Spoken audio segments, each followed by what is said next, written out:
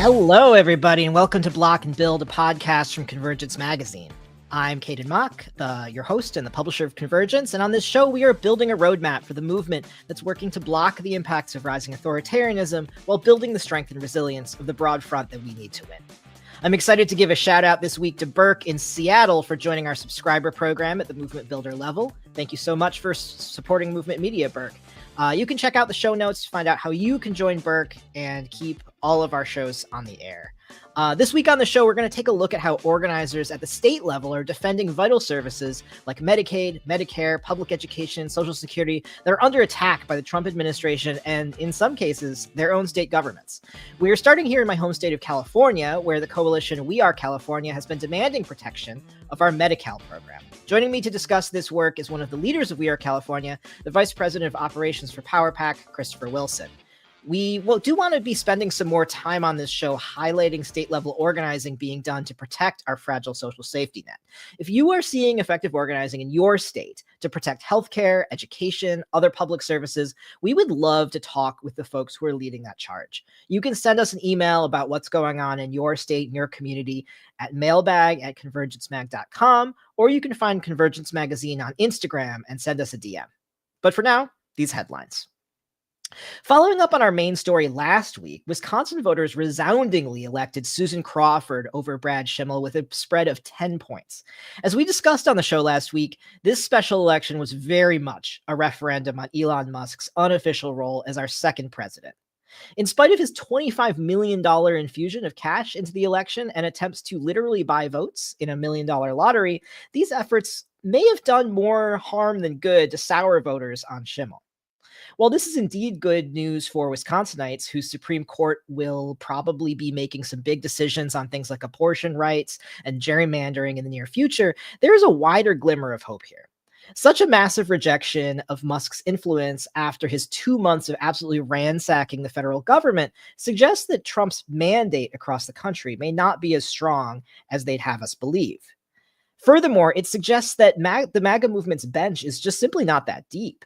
In a movement so heavily dependent on its cult of personality, Musk is by far the biggest personality waiting in the wings behind its messiah figure, Trump. I dare you to tell me that somebody like J.D. Vance could possibly command a movement the way that Trump does without laughing. This massive electoral swing in a state that Trump narrowly won only 4 months ago really suggests to me that people are feeling the pinch and looking for something new. But it also suggests that without Trump's hypnotic charisma, voters might snap out of the spell and see just how aggravating and full of shit these people are. We're in a critical moment to build a movement that will have an answer to MAGA and a political home for these kinds of folks as more and more people wake up to see that MAGA's promises that Trump alone can fix the many crises of neoliberalism are completely hollow.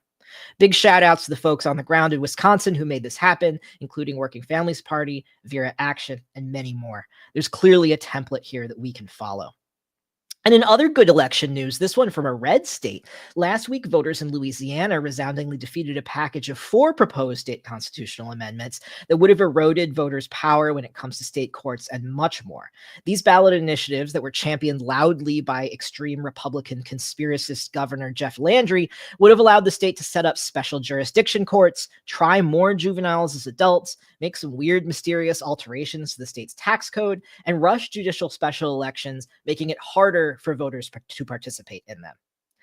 And while many world governments are dejectedly trudging towards authoritarianism, there are consistently pockets of coherency abroad. South Koreans today are celebrating the successful impeachment and removal of their own coup-attempting president, Yoon Suk-yeol. You may remember that we covered the story on this program back in December. President Yoon declared martial law, and the result was a mass mobilization of peaceful street protest, which resulted in his successful impeachment process. A guy can dream.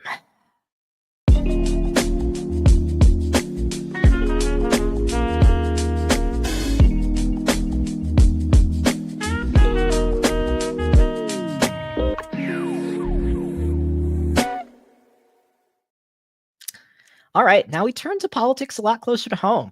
Today on the show, I am joined by Christopher Wilson, who is one of the leaders of We Are California, a statewide alliance of progressive organizations. They're fighting against authoritarianism here at the state level. He's also the vice president of operations at PowerPac, which is a nonprofit advocacy and political organization dedicated to building political power within communities of color and supporting progressive candidates of color.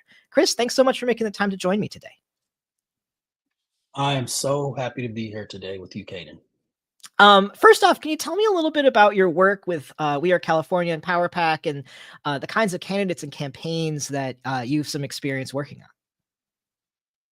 Yeah, I'll talk about PowerPac first because I want to make sure PowerPac's a multi-entity organization, meaning we have a spectrum of organizations that allow us to be very nimble and versatile in the political field. So we have a C3 foundation, we have a C4 organization, which is allowed to do political advocacy, and we have a super PAC. And we also have an LLC and provide consulting services in the political world. I'm working with We Are California through our foundation work.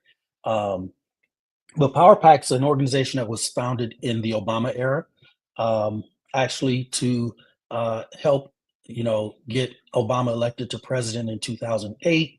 And from there, we've grown to a national political organization that helps build the base and ensures that progressive candidates with progressive values can make it through to the finish line in elections, and also support grassroots organizations who are doing the advocacy and base building work to ensure that people of color, poor people, immigrants aren't left behind in our political equation. And I'm really happy to be doing that work. I cut my teeth organizing in San Diego, which, for a long time was a very red county, Hmm. and produced leaders like Governor Pete Wilson of Prop 187 fame, and other very conservative leaders who went on to national fame. We managed to, in organizing in San Diego, we managed to flip San Diego, and we're proudly a blue county now, and ensuring that our most vulnerable populations and communities are cared for, and have a role in the decision-making process here in San Diego. And in doing that work, we became a statewide and national player on several fronts around immigration and education, prior to me leaving to join PowerPac a few years ago. Right on. Yeah, and I And think also so, for our national audience, just like pointing out San Diego County is a border county. I think a lot of people don't realize that, like how close to the border you all are.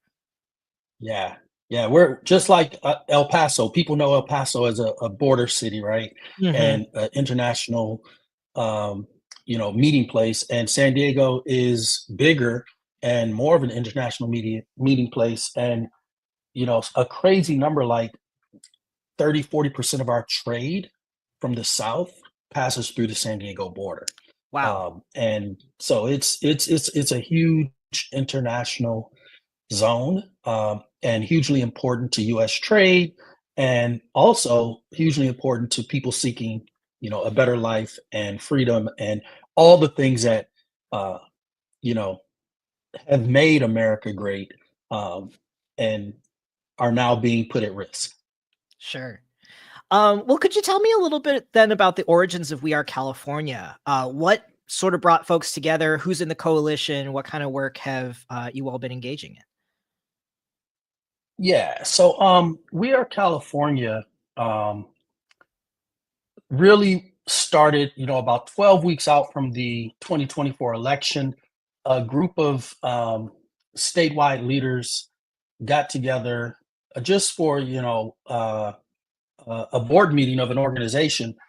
And, we went through a scenario planning exercise. And at the end of that scenario planning exercise, we entered into a stark reality that no matter who won that election, progressives would be fighting for a seat at the table or fighting for our lives, and the lives of the communities we serve. Um, and so, about 12 weeks out, we started planning for the worst case scenario and the best case scenario. And, as we know, we ended up with the worst case scenario.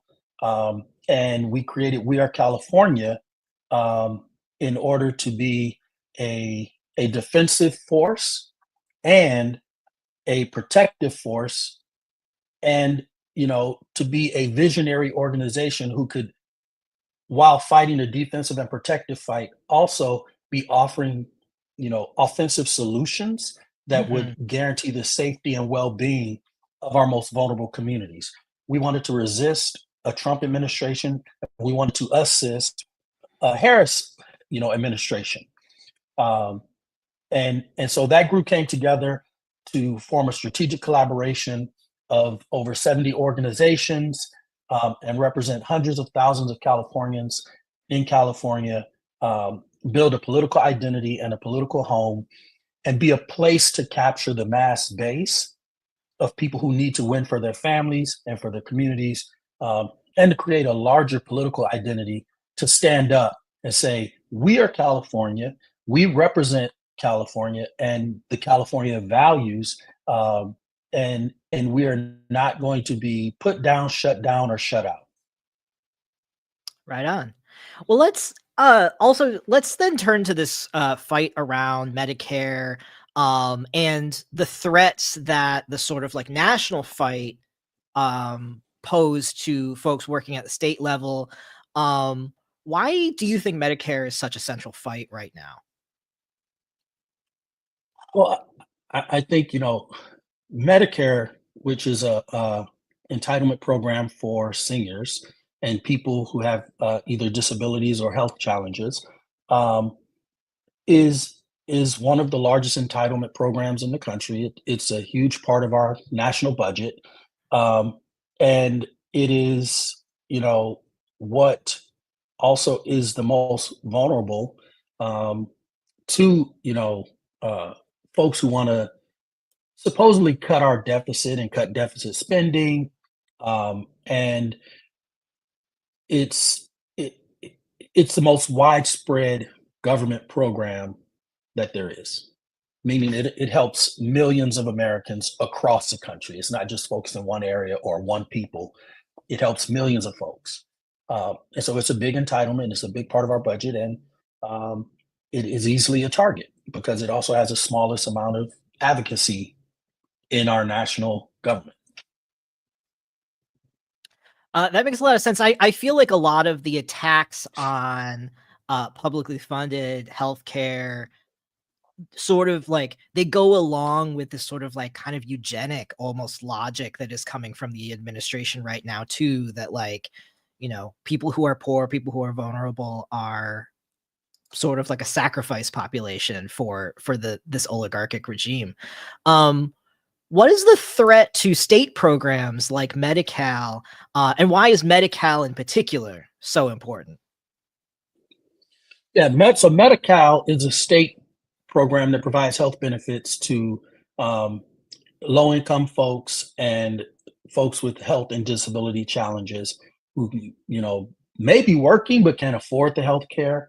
Um, and it's a huge program in our state because we also have a huge population of folks who are undocumented who come to this country in need of health care. And it's necessary. We need to make sure. I mean, in a country with the greatest economy, or maybe formerly greatest economy in the world, um, Look. I mean, I'm just talking real time statistics, right? Um, um, we Healthcare should be a human right. Nobody in a country as advanced as the United States should have to go without health care. And Medi-Cal ensures that that is possible in California. It is funded by Medicaid at the federal Mhm. level in large part.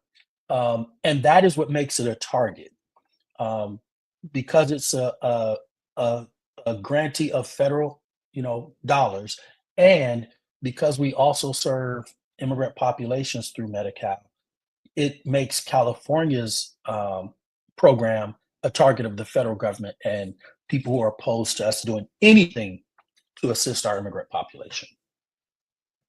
Yeah, it seems like, I mean, one of the challenges of being in such a big prominent blue state is that like we do sometimes become kind of a political football. Like this definitely happened in the first Trump administration, right? That like they Yeah. they like to hammer on us in particular because of our progressive values. Yeah.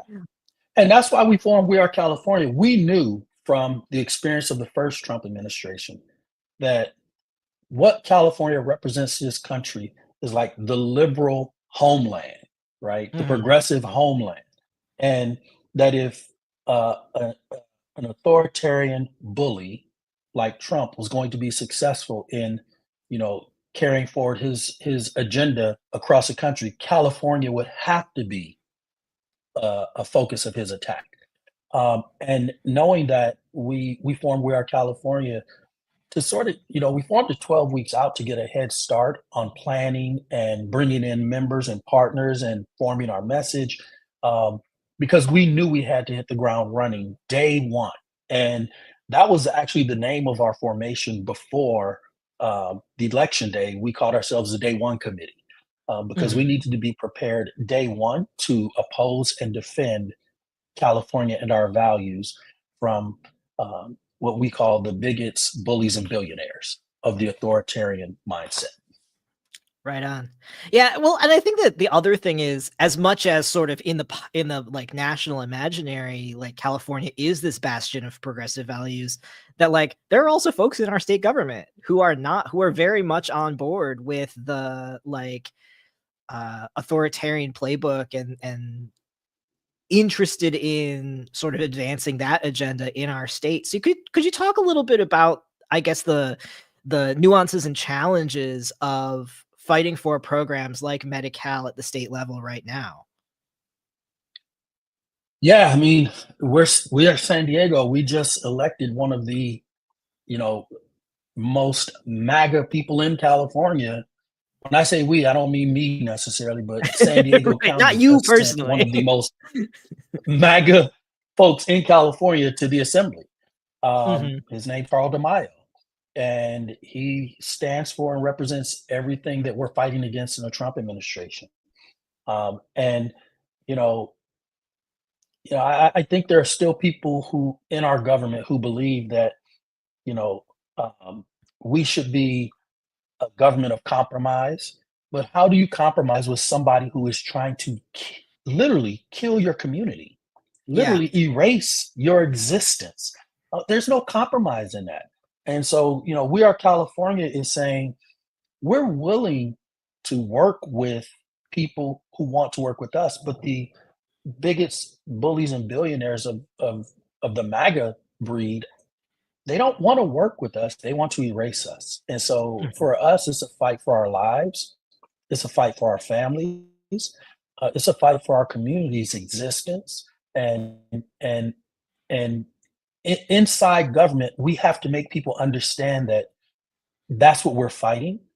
We still have to convince people on the left that this is real and that there's physical danger to vulnerable members of our community, not just you know a battle of ideas. This is Mhm. people will go hungry, people will lose health care, people will lose their place to live. It will become harder to live in the most expensive regions of our state, and people will have to move either out of state or to lesser developed parts of the states, and it will be harder to work. And so there are things that we need to protect in California that come down to a fight for our lives. Everybody should be able to live a life that is thriving, not just surviving, and that's what we're fighting against. Right on. Well, let's talk a little bit about what you all have been up to lately over these past couple weeks, because I know that there have been protests across the state, all kinds of stuff. Who all are you working with? Like, what is the strategy behind some of these mobilizations? And what has the response been like? Yeah, we're in a couple of campaigns right now. We're in what we're calling hands off our healthcare um, fight, and we're joining with partners from labor and advocacy organizations. and folks who work with legislators to craft bills and laws. We're building a broader coalition. In the past, most coalitions have been formed around issues or advocacy. We're trying to build a bigger tent that brings all of the people fighting for something under a tent to maximize the power of the movement. Um, and it's been attractive. We've been moving forward every week, gaining members, organizing communities, pulling in the people who are angry but don't have a political home. Mm. Um, and that's really important. I'm glad you picked up. That's really important because so many people sit at home and watch TV and they're angry and they don't know what to do.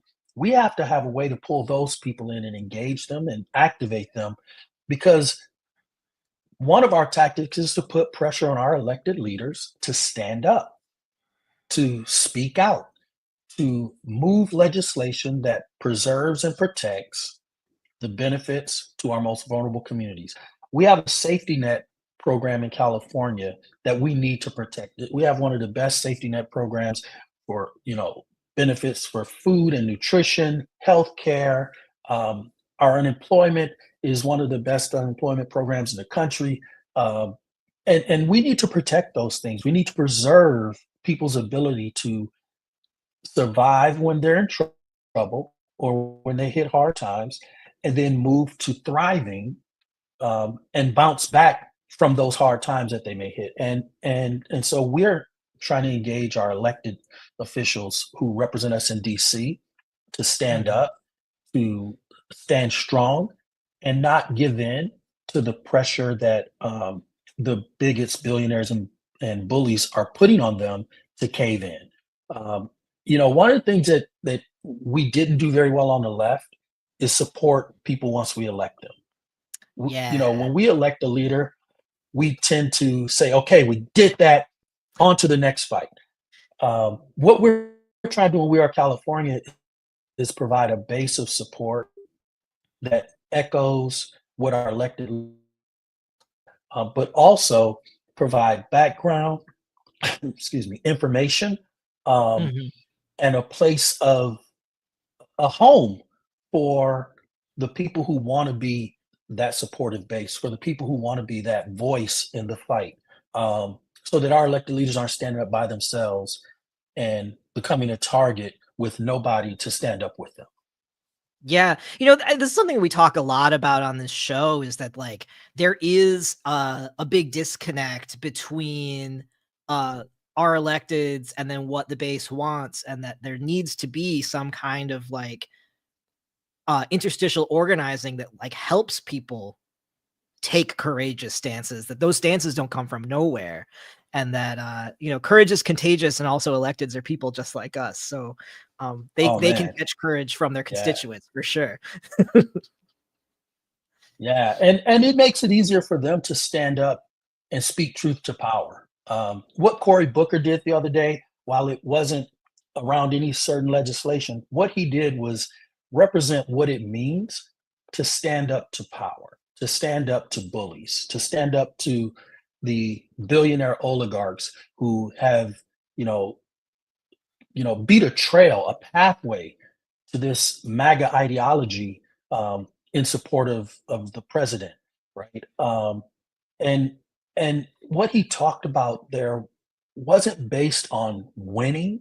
It wasn't based on um, um, being right. It was based on what we used to hold as American values, which seem to be less important now, um, with this MAGA trend and this swing toward the elite, um, that we're seeing. Our values to mean less. And so, when we have leaders like Cory Booker stand up and try to refocus us on values, we are California says that's exactly what it's about. We need to make sure we are making decisions and that we are funding based on our values. Do we believe in the right of people to exist? Do we believe in education? Do we believe in wages, good wages? Because if we believe, if we believe that people have a right to thrive, then we have to move laws, legislation, policies in that direction. And that is not what we're seeing out of this Trump administration, right? We're seeing attacks on the poor. We're seeing attacks on workers. We're seeing attacks on leaders. We're seeing attacks on advocacy organizations. And we're even seeing attacks on the judiciary, which, Yeah. in all honesty, is our last line of defense against an authoritarian regime, right? If he can tear down the judiciary, that's our last line of defense. Like, that's our last line of protection. And then, it's pretty much every state for itself. And so we want to be prepared in California. Yeah, no, that makes a lot of sense to me. I mean, last week, like I said, we dug into the Wisconsin State Supreme Court election and how important that race was, and I think that like the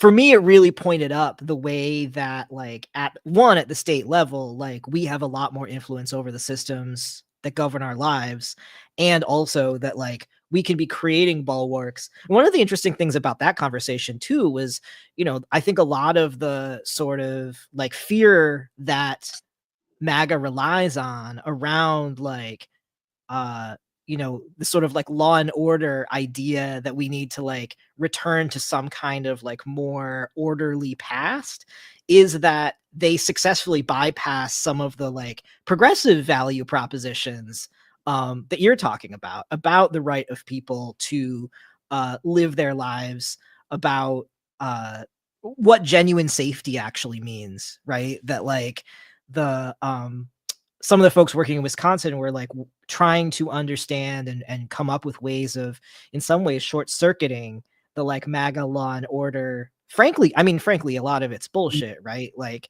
Mhm. a Right, lot of, right. See, I didn't know they're we could not. cuss. You just gave Oh me no, you permission can. to be real. Yeah, no. You can absolutely. Okay. Well, let's talk a little bit about, I guess, what some of the specific proposals are to cut Medi-Cal. I know one of the big things that I've been reading a lot about is the work requirement, right? What are these proposals to these cuts, and or to the what are the cut proposals, and what are the sort of policy changes that they're trying to push through that would reshape programs like Medi-Cal? Yeah, I think you named the biggest one, the work requirement. Um, we've seen the work requirement in California implemented in a number of different ways over the last 20 years.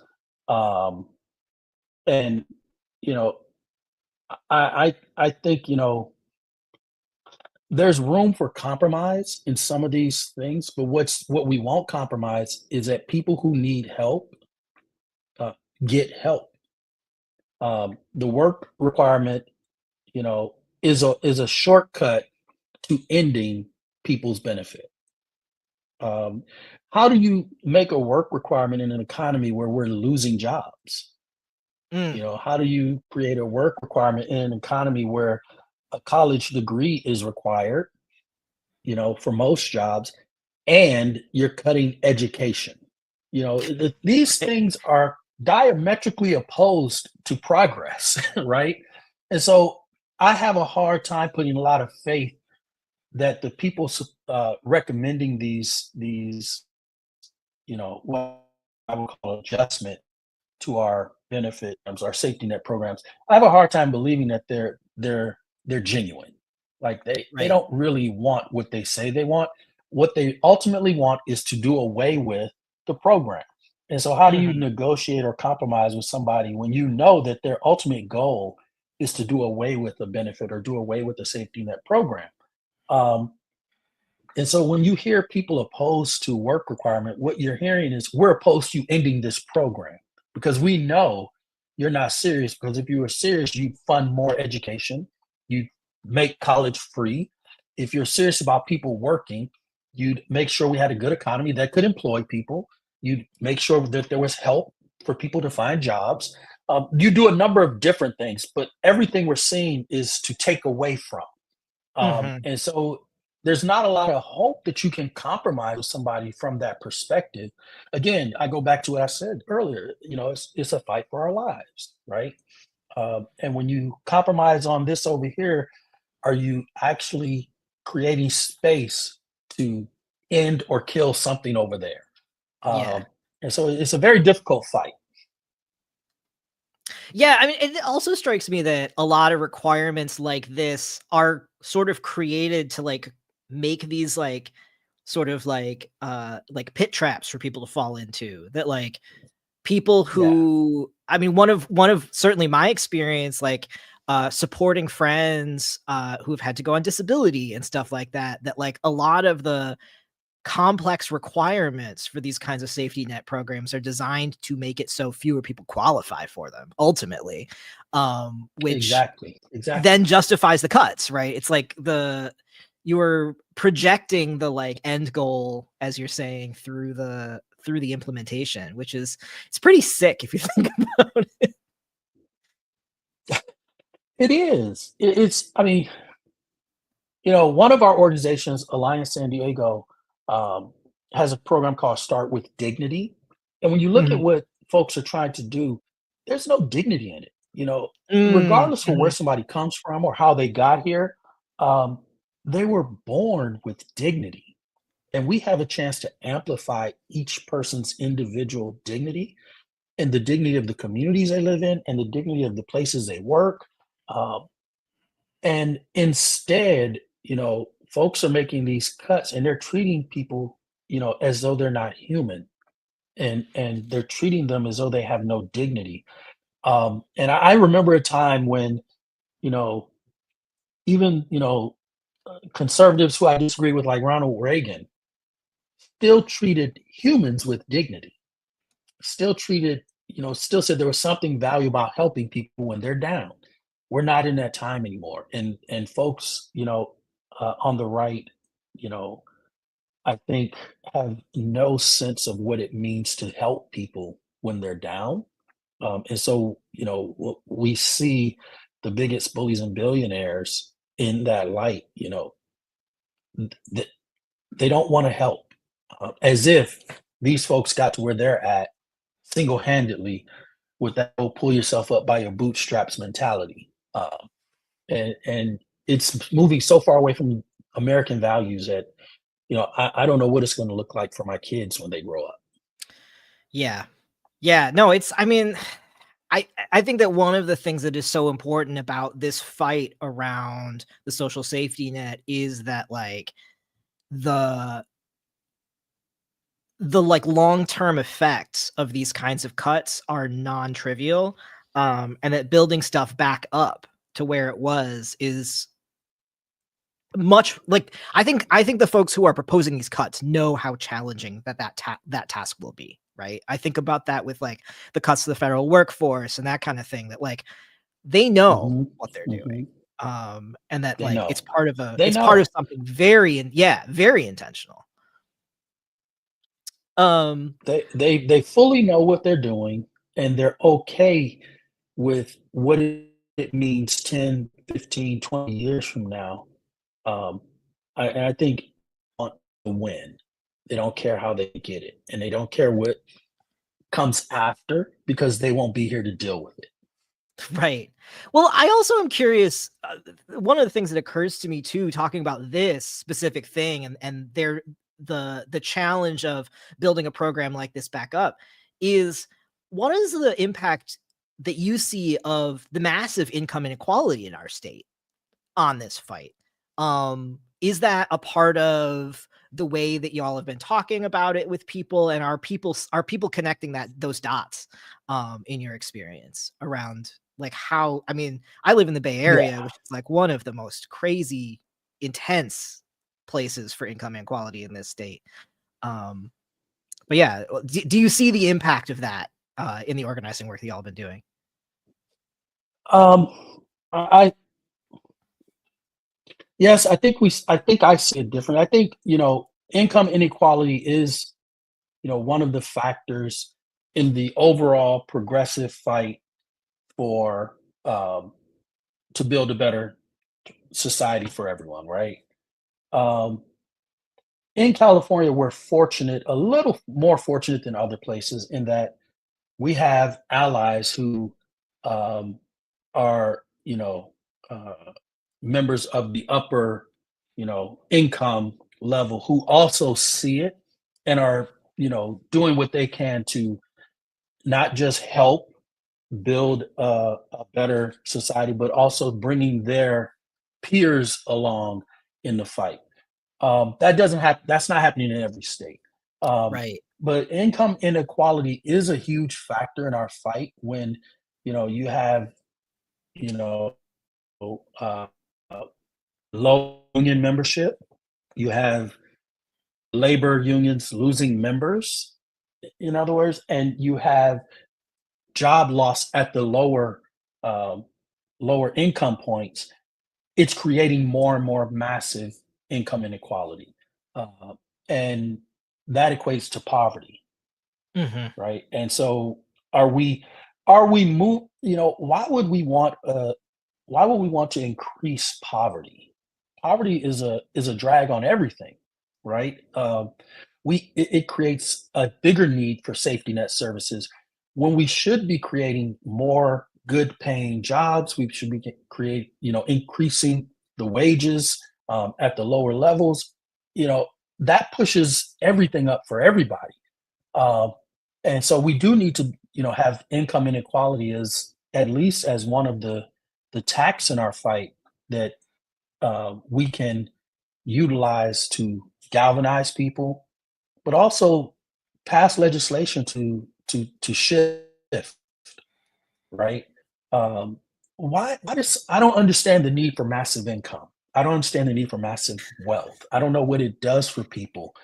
I don't know what it does for our society to build personal massive wealth, more money than you can spend in 10 life. Um, and would love to hear, you know, honestly from somebody how that is, why that is a goal. Like, Hmm. um, and I think that is what drives the income inequality is, you know, the need for massive wealth. And I don't get it. I personally don't get it, and have been organizing for better wages and better benefits and better safety net services, because I don't see the need for massive wealth. I don't know Yeah, how no, it I is anything. I'm with you on that one. I like it's it's perplexing to me. And at the same time, right, the point that you made about like increases in income and things like that, uh the bottom tier of incomes makes such an outsized difference in the experience of kids growing up when I have parents who are Yeah, making more salaries, things like that, that like those things are potentially transformative to like large numbers of people. yeah, better health outcomes because you can afford to buy better quality food. And again, our situation in California is so vastly different than other states. I mean, we're fighting for these things in California nonetheless. Uh, but I get to travel all over the country, and I get to see, what poverty means in different regions. Mhm. Um, and I can't even imagine what it needs to look like in a Michigan or in a Detroit or Milwaukee or Cleveland, um, where you have mass unemployment amongst people of color, and you have uh, school, the massive dropouts and things of that nature. We have dropout rates here. We have unemployment here, but our levels are so much lower than other states that um, we need to take this fight, and it needs to be a national fight. We need to join with other states, and that's one of the things we are California is working on, is to join Mhm. with other states and sort of have a blue state alignment that can bring more pressure on Washington and the representation, our representative government in Washington, to do more, because the suffering is national. It's not just California suffering. It's not just Michigan is suffering or Wisconsin is suffering. It's national.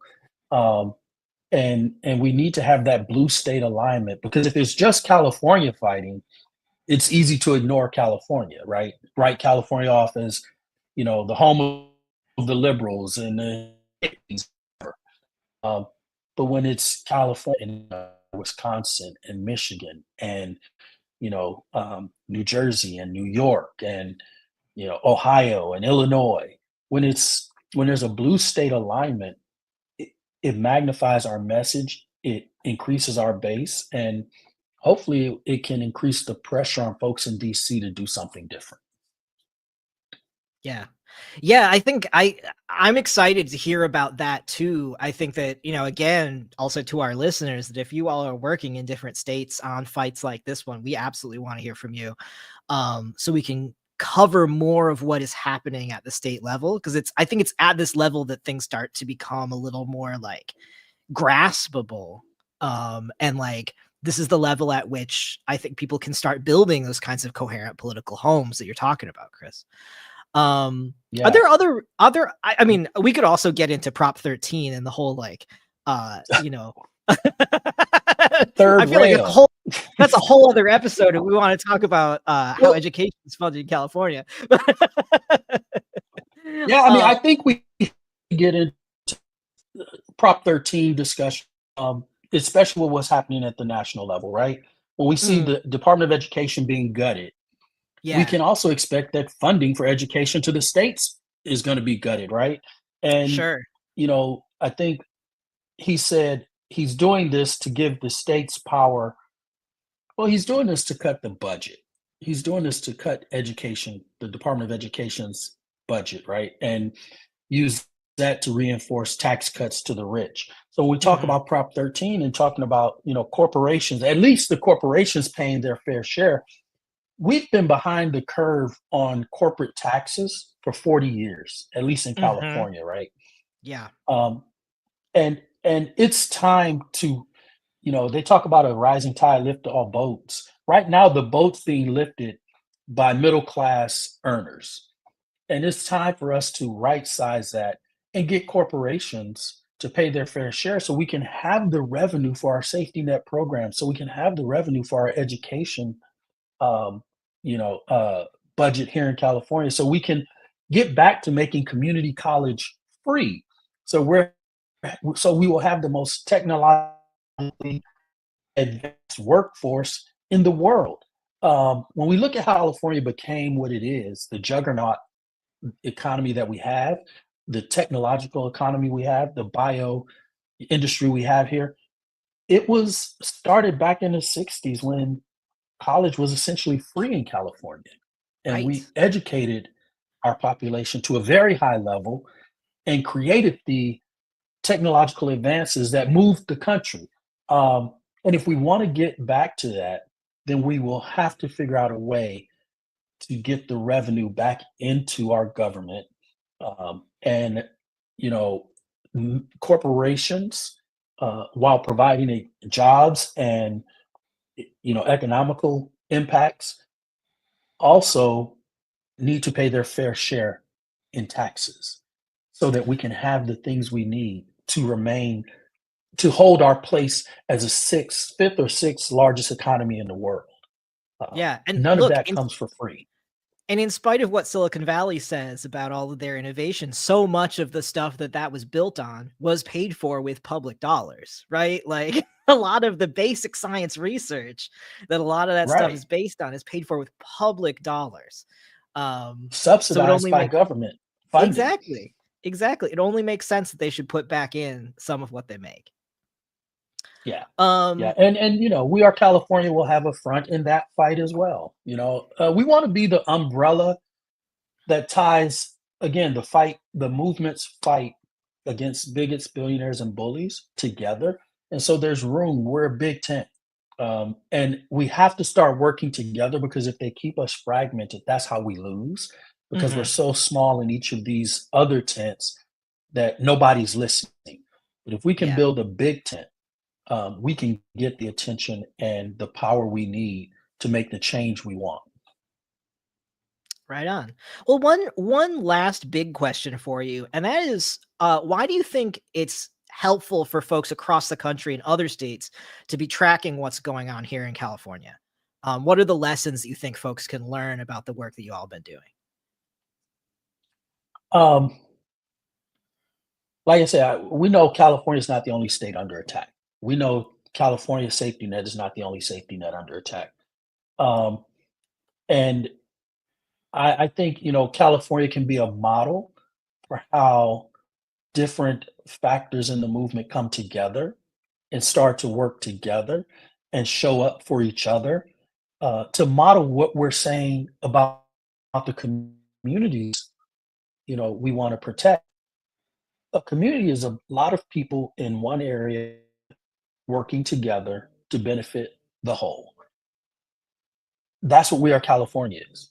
It's a bunch of organizations and advocates and activists, working together to benefit California, to make sure California remains a great state that it is.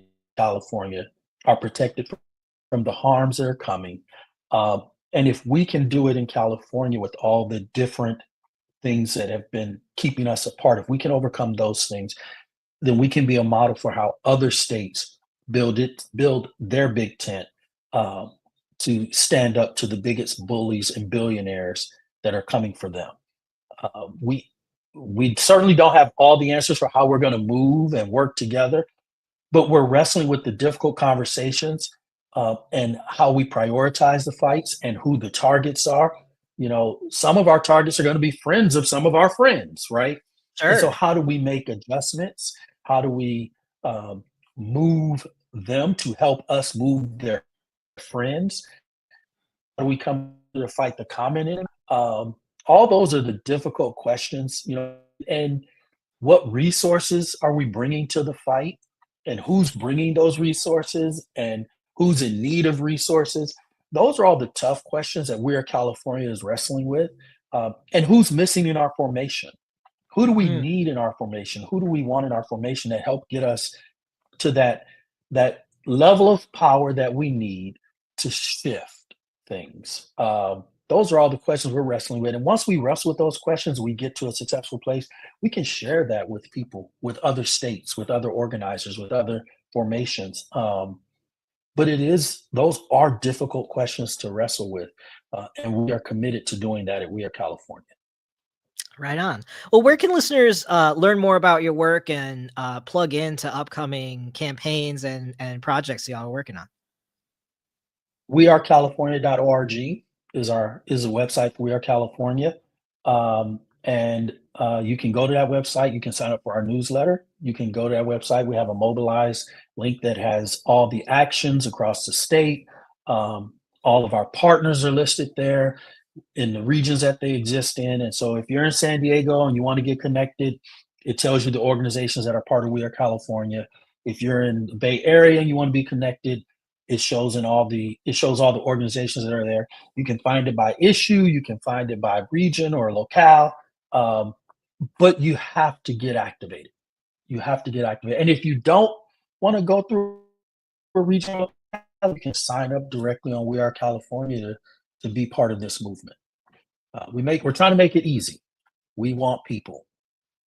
Excellent. Well, thank you so much for taking the time to chat, Chris. It was really good to hear about all the good work that's happening, and I am very grateful for the fact that you all are organizing, really thinking about how we work at the state level to impact stuff at the federal level, um, and thinking about how we build our power in this difficult time. That, like, block and build is the name of the show, but it's also the description of our politic, and it sounds like that's exactly what's been on all your minds too. It is, and I had a great time being here. This is so informative and helpful, and really appreciate having a conversation with you, Katie. Right on. My thanks again to Chris Wilson for joining me today from We Are California. This show is published by Convergence, a magazine for radical insights. I'm Caden Mock, and our producer is Josh Elstro. Kimmy David designed our cover art.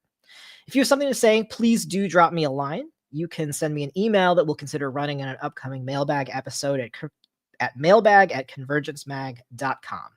And if you would like to support the work that we do at Convergence, bringing our movements together to strategize, struggle, and win in this crucial historical moment, you can become a member at convergencemag.com/donate. Even a few bucks a month goes a long way to making sure that our independent small team can continue to build a map for our movements. I hope this helps.